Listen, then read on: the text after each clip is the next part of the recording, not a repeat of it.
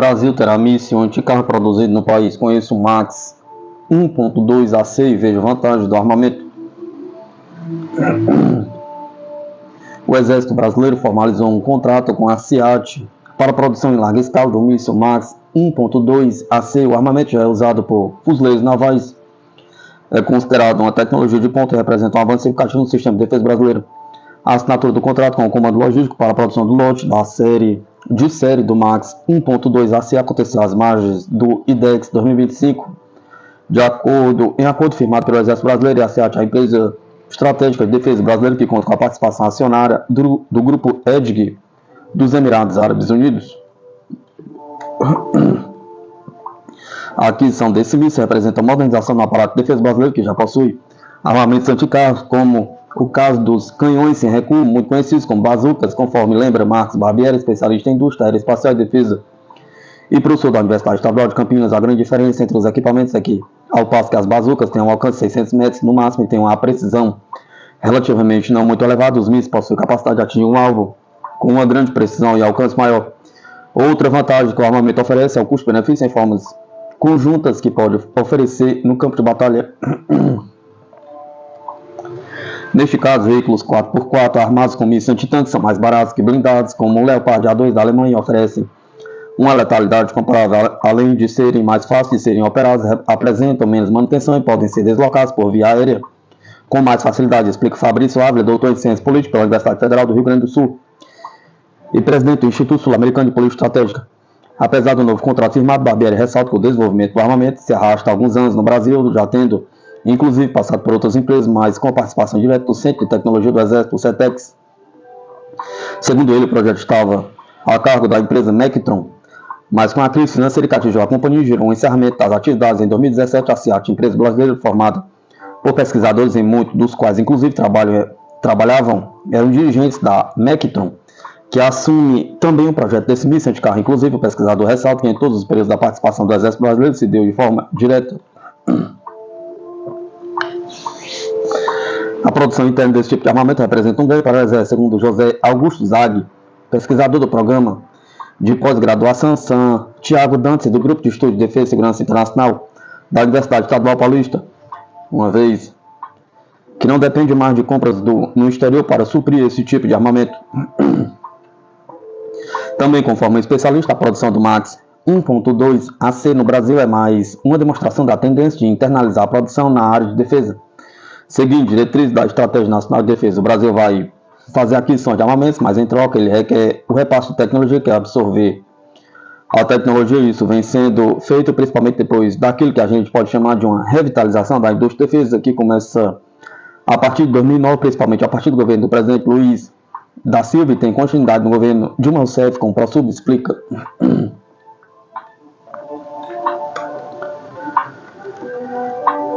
Entretanto, no sentido de internalizar a tecnologia, o analista aponta um problema. As tecnologias incorporadas não são de grande intensidade tecnológica. Isso significa que, quando você tem um armamento mais sofisticado, a nossa base industrial de defesa tem dificuldade para fornecer alguns desses componentes, principalmente naquelas mais críticos. Esse ato faz com que o Brasil, portanto, ainda dependa da importação de vários componentes para a montagem de seus principais armamentos, seja o Astros, o KC-390, o Super Tucano. O Brasil tem um problema sistêmico com a questão de desenvolvimento de novas tecnologias, acrescenta.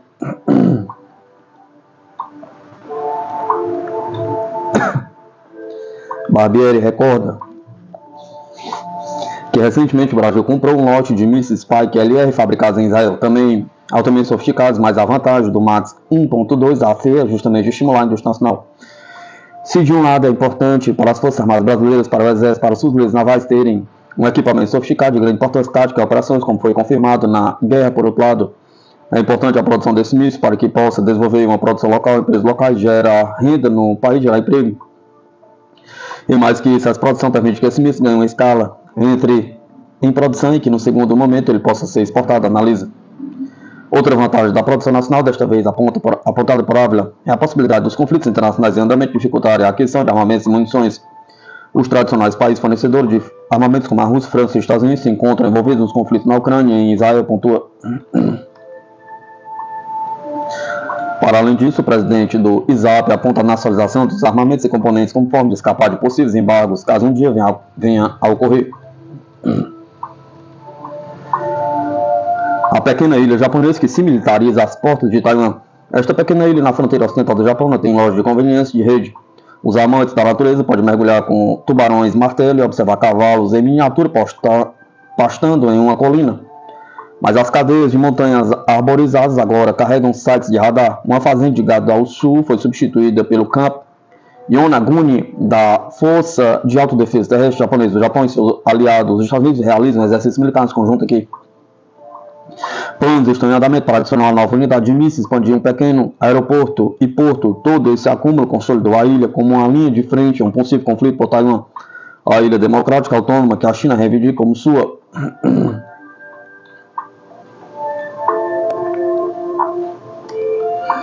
Quando criança eu tinha muito orgulho desta ilha da fronteira mais a oeste, disse Fumikano, uma estalajadeira em Yonaguni. Mas recentemente nos dizem repetidamente que este lugar é perigoso e eu me sinto muito triste.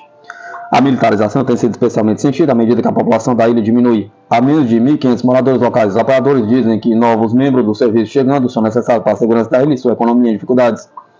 Opositores como Kano dizem que o acúmulo militar está danificando o meio ambiente, tornando a economia da ilha dependente dos militares e pode provocar um ataque. Yonaguni fica a apenas 68 milhas a leste de Taiwan, ao redor da qual a China reforçou a atividade militar. Preocupado com o conflito, o Japão fez uma mudança para o sudoeste em sua postura militar e acelerou o acúmulo de defesa e os gastos ao redor da ilha de frente. Unidades de mísseis para interceptadores PAC-3 foram implantadas em Yonaguni e nas ilhas vizinhas Ishigaki e Miyako. Os moradores de Yonaguni se encontram no centro da atenção geopolítica. Um plano recente do governo vai implantar mais mísseis, possivelmente de longo alcance, causou desconforto sobre o futuro da ilha, mesmo que aqueles que inicialmente apoiaram hospedar tropas.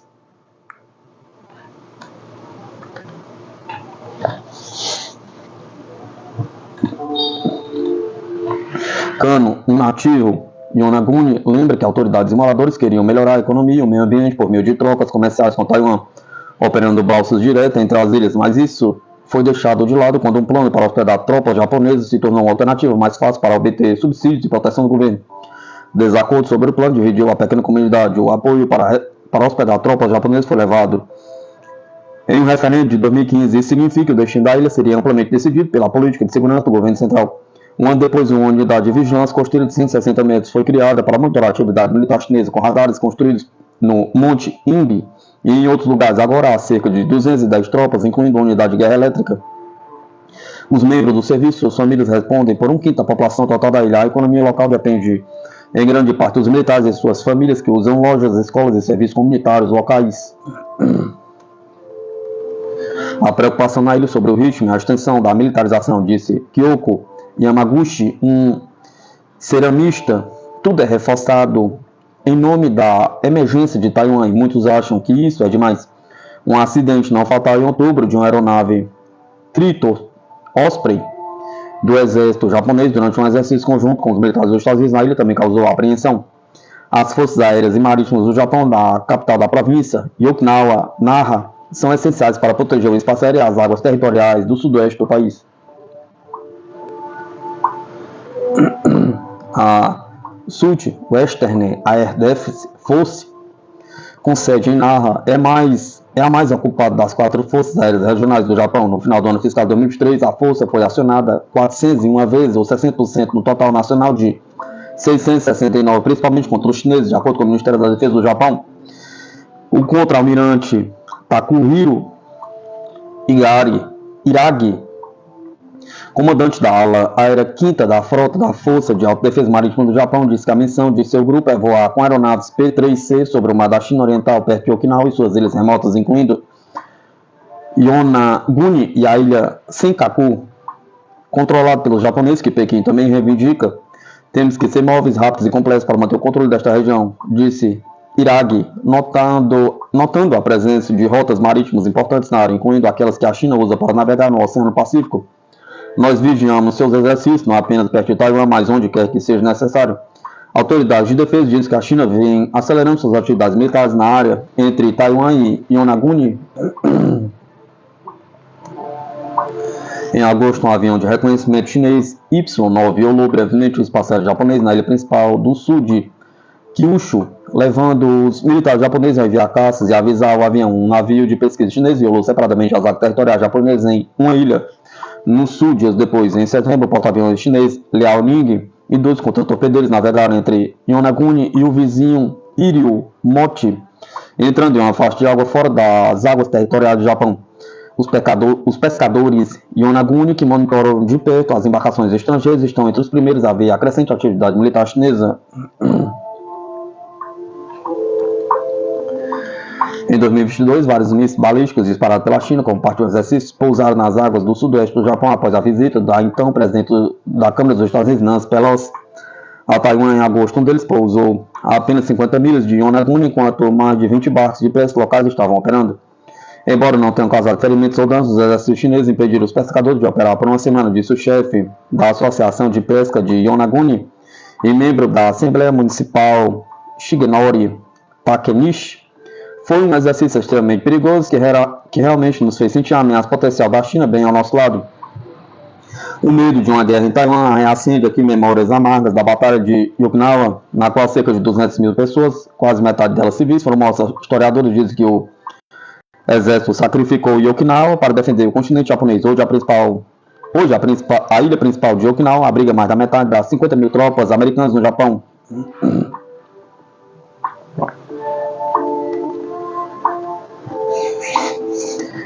Estar no centro desta questão é muito estressante para os moradores, disse o lojista Takako Ueno.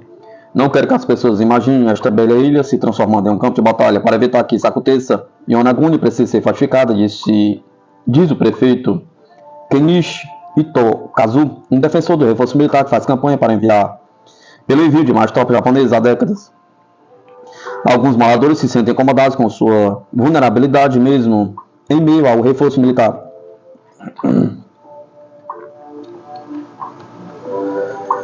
Um plano de evacuação do governo no ano passado mostrou que mover 120 mil pessoas de 5 ilhas remotas, incluindo Yonaguni, para as principais ilhas do Japão levaria pelo menos 6 dias. Alguns questionam se tal evacuação é mesmo possível. Itokazu, prefeito, quer construir um abrigo no porão de uma nova prefeitura e expandir o porto de Higawa para evacuação por navio, um plano contestado por ambientalistas que dizem que há espécies de marinhas raras lá.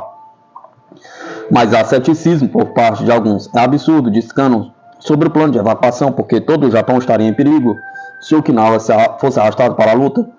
Só espero que o dinheiro seja gasto em políticas que ajudem as pessoas em Yonaguni a viver em paz.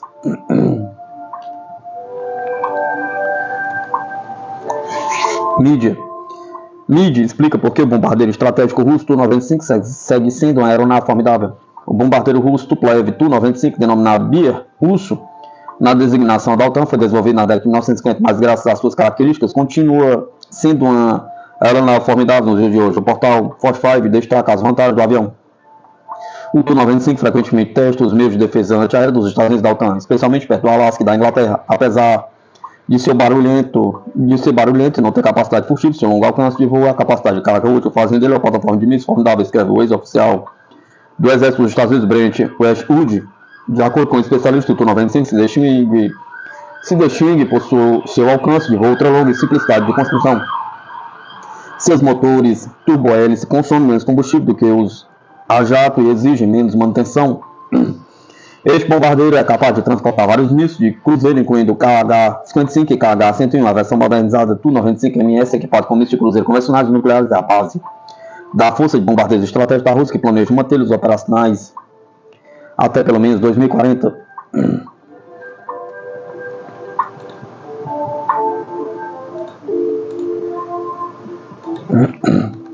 Rostec expõe tática eficaz e vantagens do obuseiro autopropulsado MSTAS em STAS S. A tática de ataques de combate curtos mais eficazes permite usar o obuseiro autopropulsado MSTAS a uma pequena distância e forma a cooperação estatal russa. Rostec em seu canal no Telegram. Graças à sua alta capacidade, todo o terreno, mobilidade e rapidez de preparação para o combate, o obuseiro MSTAS pode rapidamente sair da cobertura para a posição, atingir os alvos com poucos tiros e imediatamente sair da área do fogo retaliatório. Tal tática de ataque de fogo curtos mais eficazes permite o uso dos obuseiros, incluindo em alvos a uma distância relativamente pequena de relatório. Os obuseires autopropulsados operam em conjunto com drones, o que dá a capacidade de ajustar o fogo em tempo real, enquanto o adversário está se movendo e apontando. O nosso veículo atinge um Knoctus poderoso e rápido, acrescenta Rostec. Os referidos obuseiros estão equipados com sistemas automatizados de orientação e controle de fogo em seu arsenal, munições guiadas de alta precisão, Krasnopol. Outra vantagem do MSTAS é a capacidade de disparar em um modo de ataque de barragem quando o alvo é atingido simultaneamente por vários projéteis disparados em diferentes trajetórias.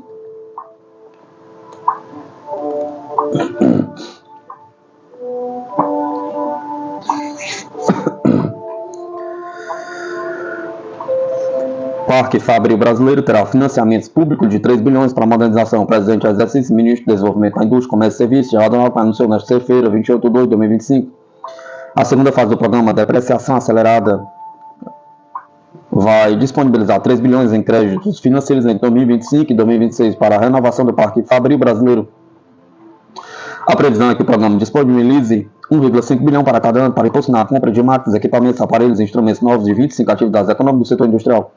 Você estimula as indústrias a trocar máquinas e equipamentos por máquinas mais eficientes, mais produtividade, eficiência energética e descarbonização de Seattle, Coletivo e Imprensa Brasília. A segunda fase da depreciação acelerada vem em um bom momento em que a capacidade da indústria está grande e há pouca capacidade ociosa. As empresas precisam ampliar a fábrica, precisam ampliar a indústria. Em 2024, a produção industrial brasileira cresceu 3,1%, o terceiro melhor resultado dos últimos 15 anos, de acordo com dados do Instituto Brasileiro de Geografia e Estatística. A indústria de transformação cresceu 3,7% no ano. O programa de depreciação acelerada foi elaborado pelo MDIC e o Ministério da Fazenda, no ano passado, beneficiou 374 projetos industriais que acessaram cerca de 200 milhões em crédito tributário para a compra de novos equipamentos, com destaque para o setor de produtos de borracha, biocombustíveis, celulose, máquinas e equipamentos. A depreciação só é feita quando se apresenta a nota fiscal da compra da máquina e equipamento e não contempla máquinas e equipamentos usados. O empresário pode abater seu valor nas declarações futuras do imposto de renda de pessoa jurídica e de contribuição social sobre o lucro líquido. Em condições normais, esse desconto é paulatino, feito em até 20 anos, conforme o bem vai se depreciando. Com a depreciação acelerada, o abatimento é de 50% no primeiro ano e 50% no segundo. Além de modernizar as fábricas, a medida pode contribuir para aumentar o fluxo de caixa das empresas e a chamada formação bruta de capital fixo, que mede a capacidade produtiva futura com a aquisição de maquinário. Estudo de bancos privados e do Instituto de Pesquisa Econômica Aplicada aponta que a iniciativa tem potencial para alavancar investimentos da ordem de 20 bilhões, com reflexo no aumento do PIB e na geração de empregos.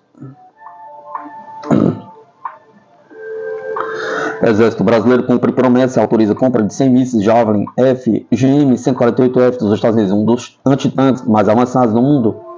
O Exército Brasileiro autorizou a assinatura da carta de oferta e aceitação referente à aquisição de mísseis Javelin FGM-148F dos Estados Unidos em processo de compra desde 2021. O despacho decisório de 26 de fevereiro foi divulgado no boletim da Força Terrestre nesta sexta-feira, 28 de fevereiro. Além dos mísseis, o Exército também está adquirindo simuladores, ferramental, equipamentos de apoio, manuais, peças de reposição, treinamento e outros serviços relacionados à compra que integram o escopo do Programa Estratégico do Exército Forças Blindadas, que, por sua vez, faz parte do Plano Estratégico do Exército 2024-2027. Apesar do despacho não referenciar a quantidade de mísseis, o comandante do Exército, General Tomás Miguel Miné Ribeiro Paiva, já havia adiantado no dia 16 de dezembro, durante a inauguração da primeira companhia de carro mecanizado, que seriam 100 projéteis. Estamos em tratativas do Javelin. Chega no ano que vem ou no próximo, disse na ocasião. Produzido pela Lockheed Martin, o Javelin é considerado o principal sistema anti-blindagem de ombro do mundo e seguia automaticamente até o alvo após o lançamento, permitindo que o artilheiro se proteja e evite o contrafogo. Segundo a fabricante, o míssil tem alcance de 65 metros a 4.000 metros, pesa 15,5 kg, tem comprimento de 119,8 cm, taxa de prontidão superior a 99% e taxa de confiabilidade de 94%.